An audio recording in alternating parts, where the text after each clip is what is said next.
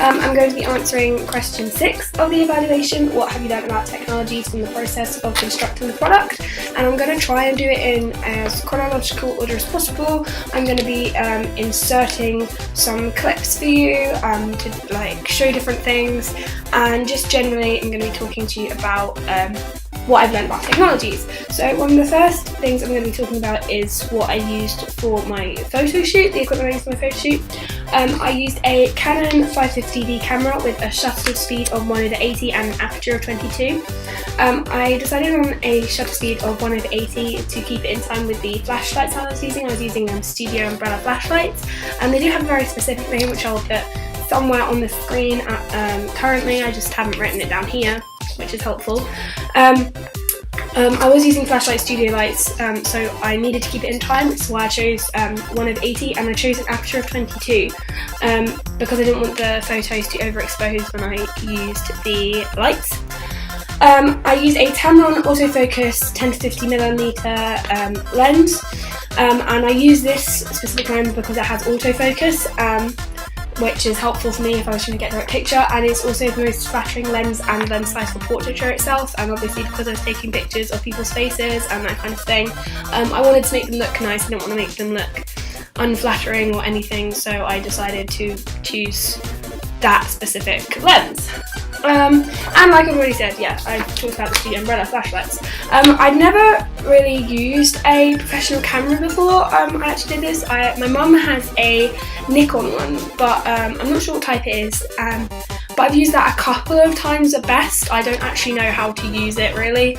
I know how to click the button, of course, but I'm not really good at focusing or anything like that, or different lenses, so I had very little contact with an actual professional camera. I've never used studio lights at all. I've had studio lights used on me when I've had my picture taken for things at school and everything, but I've never actually used it myself. I know how to adjust aperture or shutter speed or anything like that, so it was a completely new experience. Overall, I was very pleased with everything that came out. I was quite happy with my pictures. The things I wasn't happy about with my pictures had nothing to do with the actual equipment I was using. It was more to do with a lack of planning on my part, and I really should have planned what I wanted to do with my models rather than just going and hoping for the best. So using the equipment itself and the technology, it wasn't actually anything to do with that made me annoyed at my pictures. Yeah, and the benefit of the technology, definitely the camera and everything, my photos came out looking really good and really professional, and with the makeup I'd done, so I will give myself that, the creativity that I put into it, but with the camera as well, to get that vision across. I think they came up with a really rock feel, which I was really happy with, and I think that it definitely aided in the creation of my magazine and the pictures and everything. And it was just it was an overwhelming benefit of having a good camera, because it allowed me to not have to do a lot of editing, so I didn't have to do a lot to my pictures because they came out just really clean and crisp because of the lights and everything, and it came out just really well and just really well contrasted with the background because obviously it was quite dark and light. So overall I was just so happy with using the cameras and the Studio Umbrella flashlights, and I was actually quite proud of myself with the fact that I'd never had to use them before. The next big thing I probably used is SurveyMonkey. Actually, I should have talked about that before, because SurveyMonkey is something that I used to find out what people wanted from my magazine. So SurveyMonkey I have actually used before, I'm not going to lie. I used it for ICT, and so I did know how to use a variety of different questions, so it wasn't necessarily a learning experience with that, but actually analysing the answers was quite a new experience to me. I had done it a bit before, but trying to find different ways to demonstrate how my answers could be shown, that was definitely new to me, and that was a huge benefit of having SurveyMonkey, because I didn't have to run around trying to talk to loads of different people. I could just just do it over the internet. I didn't have to run around trying to find loads of people. Everyone could just sit at a computer and do my survey, which was a real benefit because it saved me a lot of time and it made everything so much easier to analyse. So I was really happy with SurveyMonkey. And then I used WordPress. Okay, so we've changed angles now. I just wanted to give you like a little just a little look at my WordPress blog. So obviously this is quite big. I didn't really realise it was going to be this big with the theme I've picked. So currently I am using the theme Snaps, and so this is my front page, my home page, just to say who I am and everything. I'm a media studies student, obviously, and then we have everything linked up on my blog that I need. So we have all my preliminary tasks, we have all my research that I did for my magazine here, in a variety of different like formats. I've done videos on this and everything, prezzies. And we have my planning that I did for everything, so equipment that I used, which is funnily enough what I'm talking about, cover lines, which is just text, some more PowerPoints, more prezzies, and my drafting, my actual drafting, and I have like audience feedback, so screenshots, image manipulation, which is a YouTube clip, which isn't coming up unfortunately. We have my issue kind of reading thing of my draft, and we have all my reduction logs, which are all videos, apart from they're not all videos of the lie. This is where the videos would be. So yes, WordPress has just been a really big help with using it, just because it means I can put everything up and all organised in a good space, so that people marking it, you yourselves, can easily access everything, and myself can see what I have to do and what everything is, and just generally make things look quite nice, which is really good for me. There's definitely a benefit to be able to use this for organisational skills, but also presenting skills. I feel like I can present everything really nicely. People can look at my blog and be like, oh wow, that's really cool, and like find it, which is really nice. And just generally, I think it was really good, and I was really pleased with the actual creation of my blog. I actually really like this theme just because it has quite subtle colour to it, so it's not just black and white, which is what my original was. I quite like the fonts I've picked and everything, so I'm really pleased with this blog. Then I'm going to be talking about Photoshop, because that's the next kind of thing that I use.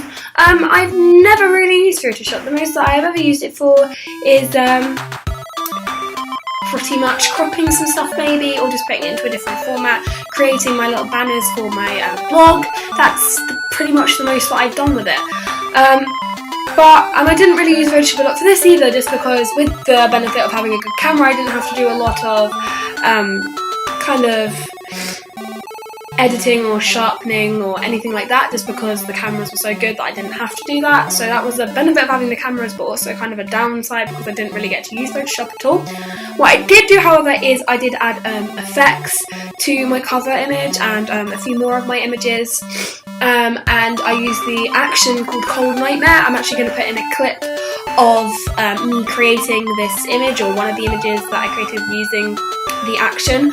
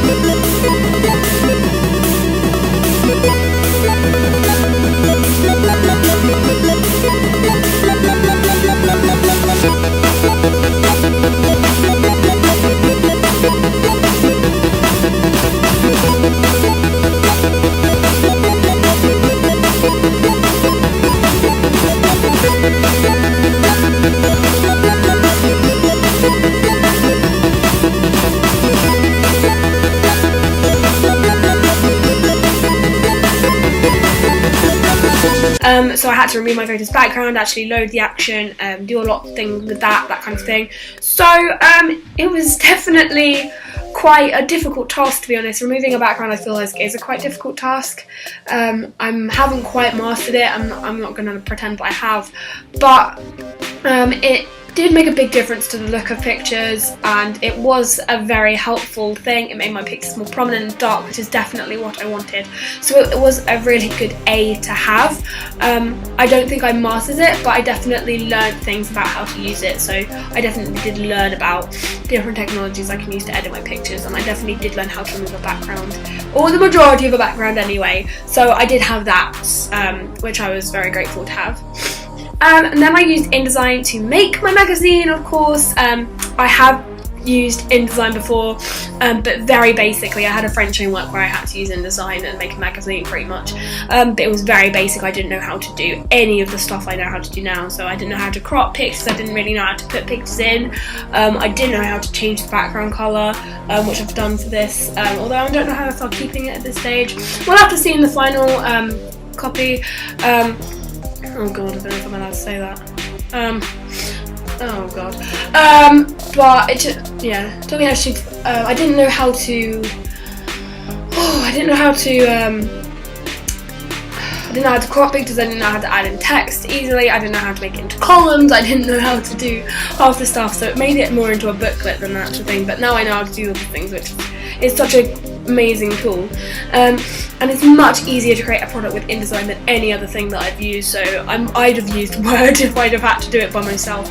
But having been taught how to use InDesign was definitely a big help, and was so much better than using anything else that I possibly could have.